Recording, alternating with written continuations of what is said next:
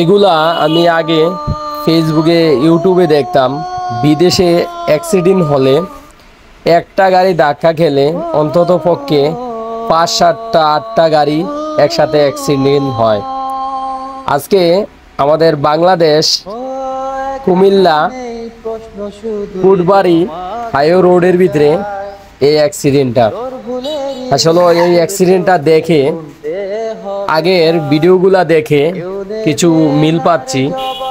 দেখেন এই ভিডিওতে দেখা যাচ্ছে যে একটার সাথে একটা ধাক্কা খাইছে।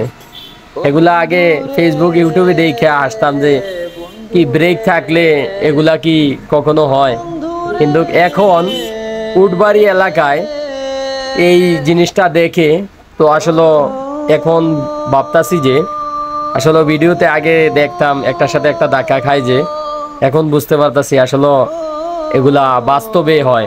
আমাদের বাংলাদেশের কুমিল্লা ফুটবাড়ি হাইওয়ে রোডের ভিতরে এই মহামারী একটা দুর্ঘটনা। এই দুর্ঘটনাটা দেখে খুব খারাপ লাগছে। অনেক মানুষ আহত হয়েছে, কিছু মানুষ গুরুতরভাবে আহত হয়েছে। আসলে বুঝতে পারতেছেন মানুষ বাঁচবে কিনা তারও একটু সন্দেহজনক। খুব খারাপ।